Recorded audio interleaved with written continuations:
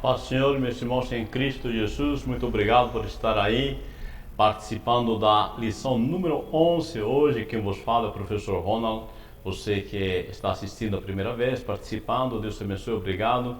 Querendo se inscrever, por favor, se inscreva.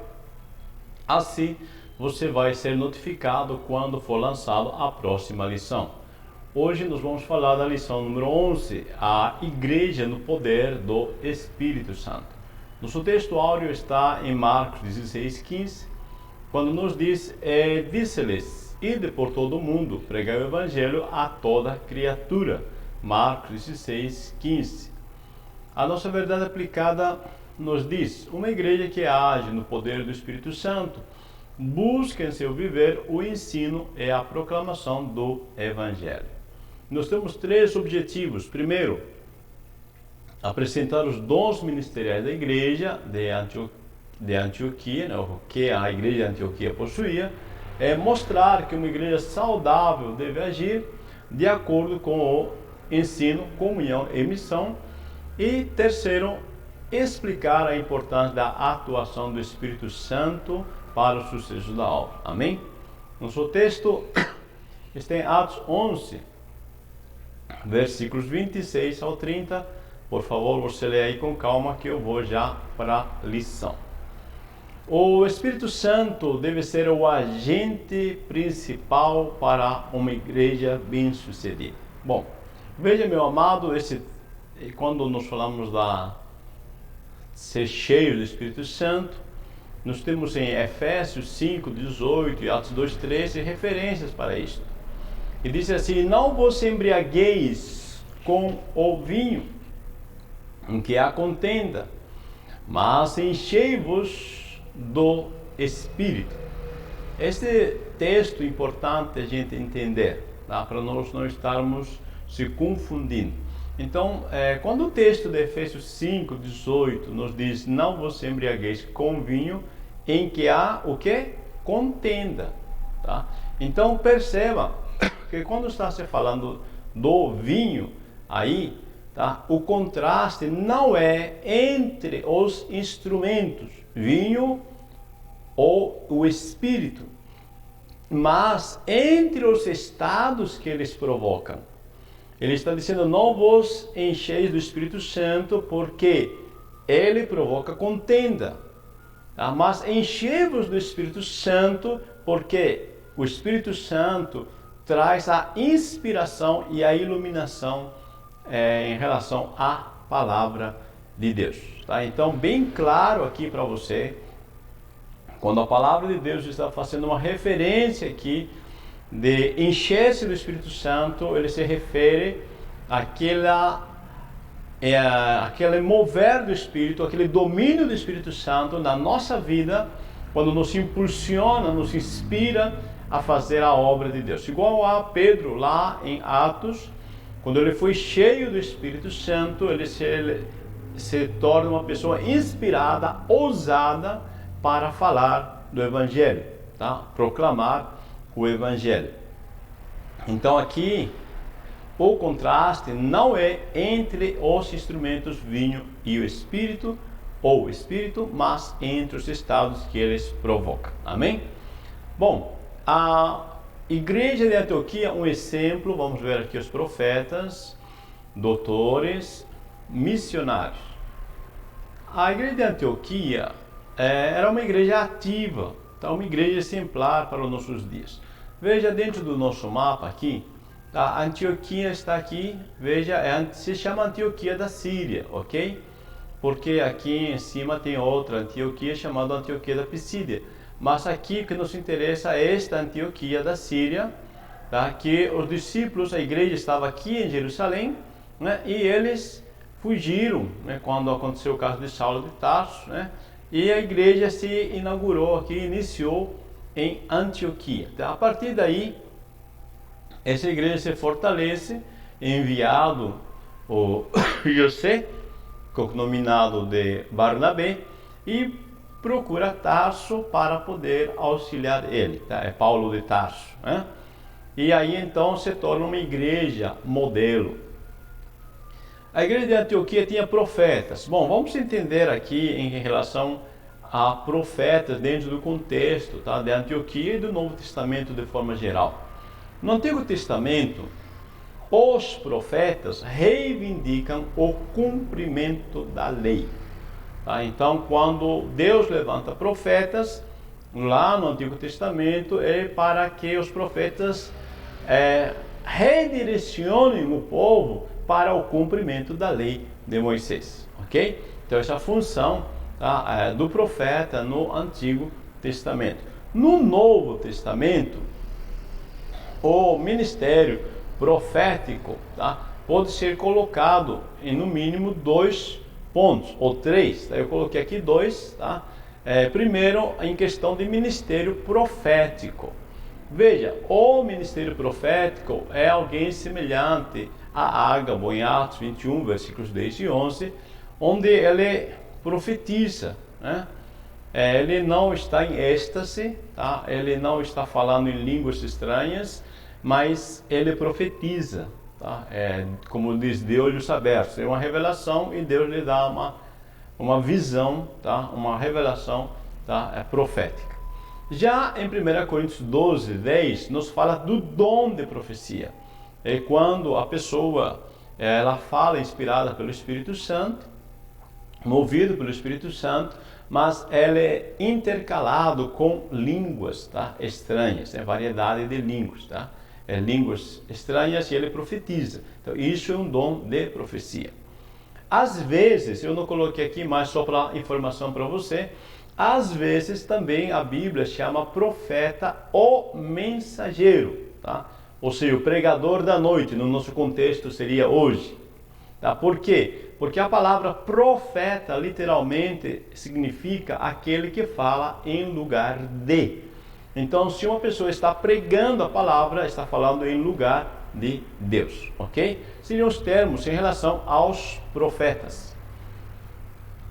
Doutores ou mestres, quem são? São pessoas que procuram ensinar verdades divinas, tanto de forma prática quanto pessoal.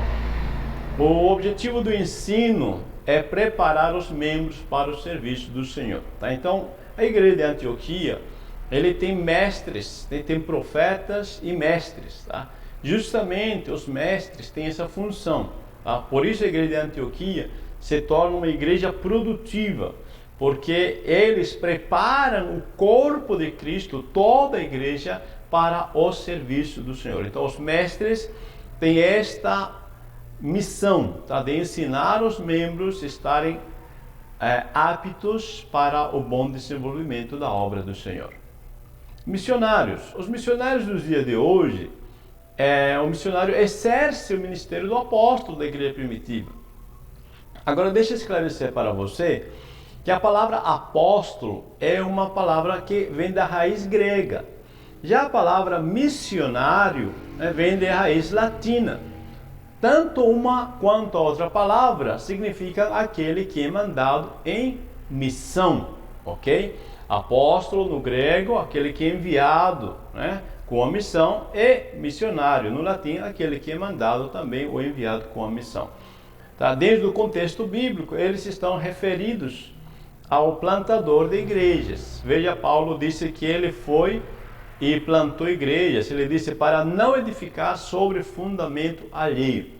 Então, quando se fala de apóstolo, fora os 12 apóstolos de Jesus Cristo, tá? Fora os 12, quando nós falamos apóstolos na Bíblia, se refere ao plantador de igrejas, seja no nosso contexto missionário, ou seja, apóstolo no contexto bíblico. Amém? Uma igreja saudável. Vamos falar do ensino, da comunhão e da missão. Uma igreja, para seguir o caminho da saúde espiritual, deve ter seu compromisso com o ensino, a comunhão e a missão. Então, aqui nos é oferecido, né, 3 apoios essenciais, tá, para que nós possamos ter uma igreja saudável nos dias de hoje.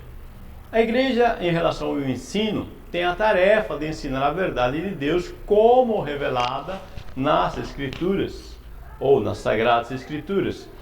Ensinar como Deus se revelou na Bíblia e por outras maneiras, como a própria natureza. Veja, Mateus 28, 20 nos diz Jesus que devemos ensinar a guardar todas as coisas. Então a igreja, ela tem que ter um trabalho, tá? Igual a escola dominical aqui, também fora isto, né? As Assembleias de Deus são culto de ensinamento, tá? Deve ser um trabalho focado para ensinar, tá? De forma metódica, de forma sistemática, as Escrituras, né? Ou seja, vamos ensinar acerca de como Deus se revelou, seja pelas Escrituras, seja pela própria natureza. O importante é que nos ensinemos aos cristãos, tá, a guardar todas as coisas que o Senhor nos revela. A comunhão. O Novo Testamento fala da koinonia. Ter ou manter todas as coisas em comum. Isso seria, tá, o termo, o significado da palavrinha koinonia. E em 1 Coríntios 2, 26, Paulo nos dá um excelente exemplo. Ele disse que se um membro padece, sofre, né, alguma coisa, todos os membros sofrem junto. Ele diz: se um membro num corpo, se um membro é honrado, todos são honrados. Tá? Por exemplo, vamos colocar um corredor, né? Uma pessoa, um atleta corredor, está numa maratona, ele corre e os membros principais neste evento é as pernas, né? Ele corre e ganha. Mas quando chega lá no pódio, ele tirou em primeiro lugar, né? Ele conquistou o primeiro lugar. Não é só honrado as pernas, é honrado todos os membros, tá? Os braços também, tá? Ah, mas ele não correu com os braços, mas também faz parte. Então, quando um membro é honrado, no caso os pés, tá? Todo o corpo também é honrado. Agora, caso esse atleta perca a corrida, não é só desonrado as pernas, é desonrado todo o corpo, toda a pessoa. Então, como igreja, Paulo está dizendo, vamos trabalhar de tal forma, né, que todos os cristãos sejam honrados. Se eu trabalho contra meu irmão, eu estou trabalhando contra mim mesmo, porque eu faço parte do corpo. Então, Paulo nos motiva aqui para que nós mantenhamos uma união, uma unidade, para poder fazer que todo o corpo seja honrado, assim também você é honrado junto. Amém? A missão.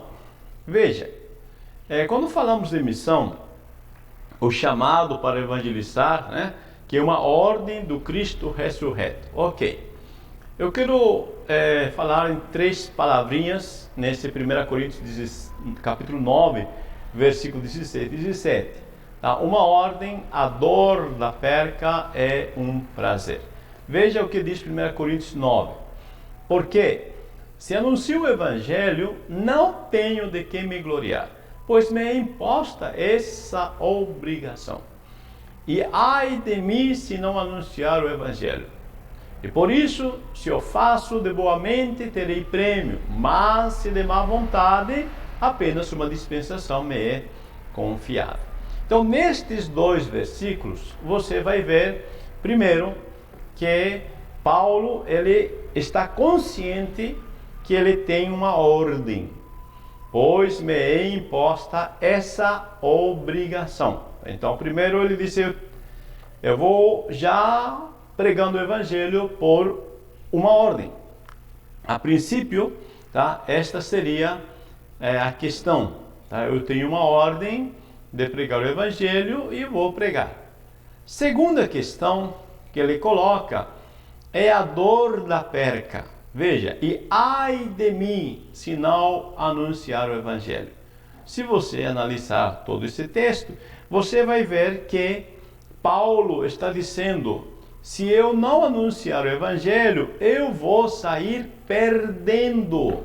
Tá? Ai de mim, tá? Se não anunciar o evangelho. Mas o que é que eu vou perder, né, se eu não pregar o evangelho? Bom, Se eu não pregar o Evangelho, eu vou perder a compreensão mais profunda do Evangelho. Porque quando eu prego o Evangelho e eu estudo esse Evangelho para pregar, eu aprofundo o meu conhecimento com esse Evangelho.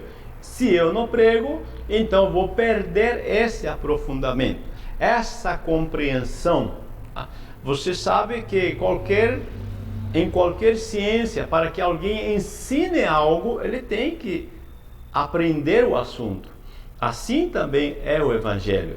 E por isso Paulo disse, ai de mim se não anunciar o Evangelho. Eu não vou perder esse privilégio. Então, anunciar o Evangelho é um privilégio. Paulo está dizendo, eu sei que ao anunciar o Evangelho eu sou cooperador de Deus. E isto é um privilégio, então eu não vou perder. Entendeu isso? Tá? Então, primeiro, eu obedeço porque é uma ordem. Segundo, eu descubro que existem lucros, tá? Que ao pregar o Evangelho, eu aprendo, eu aprofundo e eu me edifico com o Evangelho. Então, eu não quero perder isso. Por consequência, no versículo 17, ele disse, e por isso, se eu faço de boa mente, terei prêmio, mas se de má vontade, apenas uma dispensação me é confiada. Veja que agora, Paulo, ele vai para um estágio superior.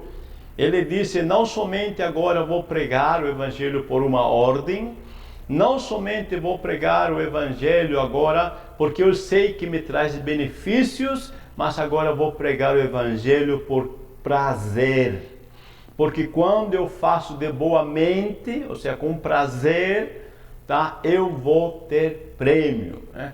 Eu vou ter recompensas que nada traz para nós. Por exemplo, quando nós pregamos o Evangelho e alguém é edificado, alguém aceita Jesus, tá? Nada tem recompensa, te dá mais prazer do que isto. Ver uma pessoa edificada, ver uma pessoa transformada, ver uma pessoa salva.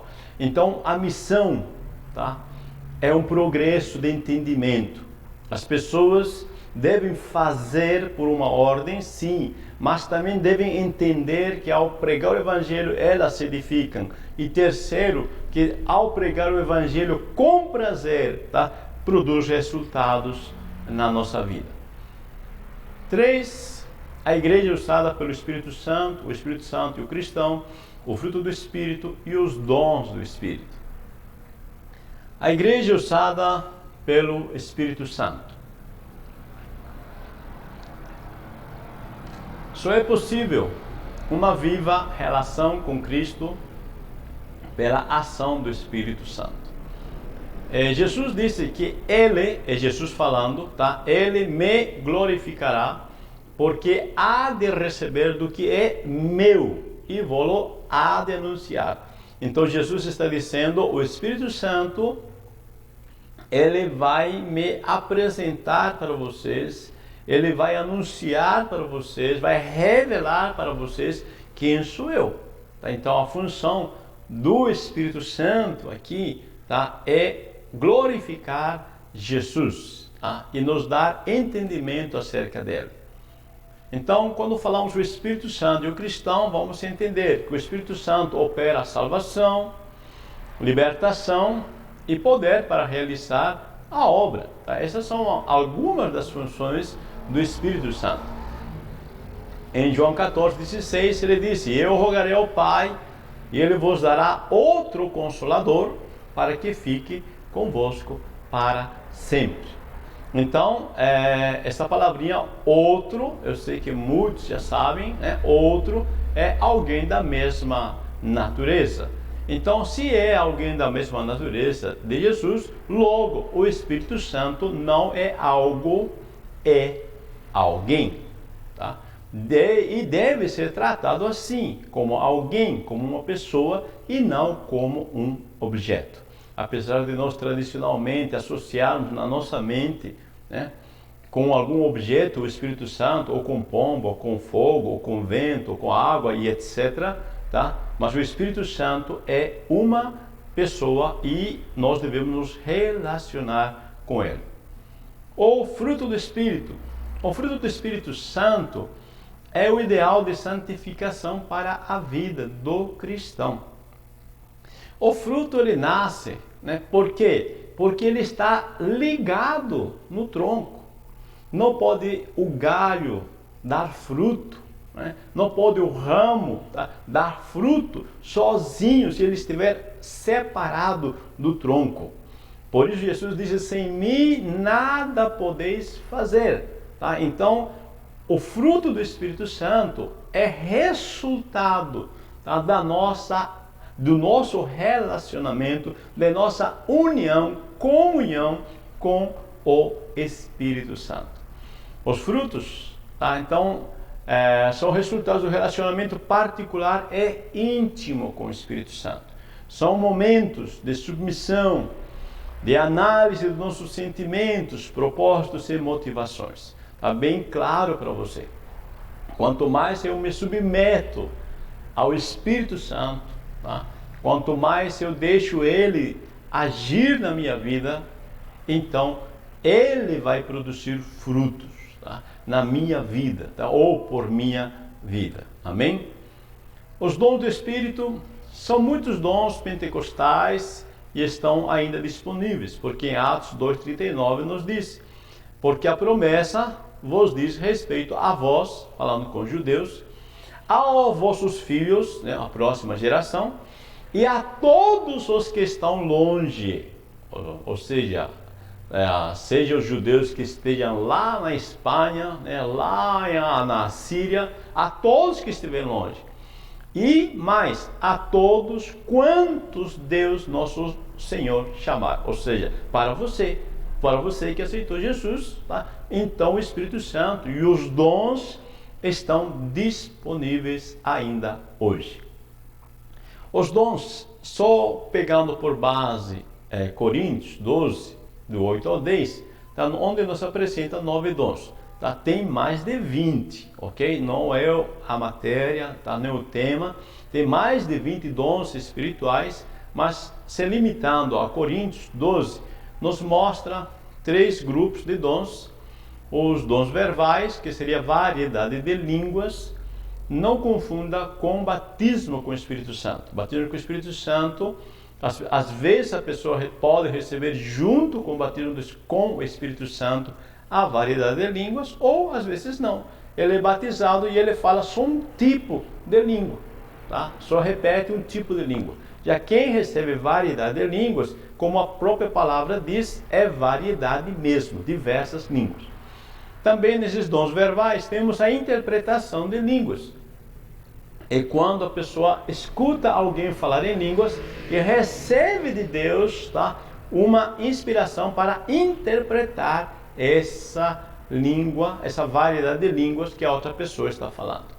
E dentro dos dons verbais ainda temos a profecia, quando a pessoa está falando, ela mesma está falando em línguas e recebe uma mensagem de Deus, uma inspiração, e ela mesma fala uma mensagem não mais em variedade de línguas, mas em o idioma que ela fala, seja português ou outro idioma, ok? Bom, dons de revelação são, veja que não existe um dom de revelação, são os dons, porque os dons se referem à palavra de sabedoria, à palavra do conhecimento e discernimento de espírito. Quando se fala dons de revelação, é porque existe uma revelação sobrenatural neste caso. Palavra de sabedoria é quando não existe uma solução natural à primeira vista, mas a pessoa recebe uma inspiração de Deus, uma revelação de Deus, que vai além da sabedoria natural. Então ele te dá solução de problemas onde não há solução natural. A palavra do conhecimento, também conhecido como palavra da ciência, também ela tem uma inspiração onde a pessoa recebe um conhecimento sobrenatural. Seja um conhecimento sobrenatural de um fato, ou seja, um conhecimento sobrenatural, uma revelação extra dentro do contexto bíblico, tá? Então esse é o dom também, tá, da revelação, ou o dom da palavra, do conhecimento, do grupo das revelações. E discernimento de espíritos, tá? Discernimento de espírito também fazendo parte desse grupo, a pessoa recebe a revelação, tá, de discernir que espírito está usando a pessoa que está falando, tá? Ou pregando, ou ensinando, ou profetizando, tá? Algum ministério, ou mesmo simplesmente falando. A pessoa que é usado nesse dom de discernir espíritos, sabe que aquele espírito ou aquela pessoa está falando, seja por um instrumento maligno, natural ou mesmo do Espírito Santo. Ele discerne, né, o espírito que está usando aquela pessoa.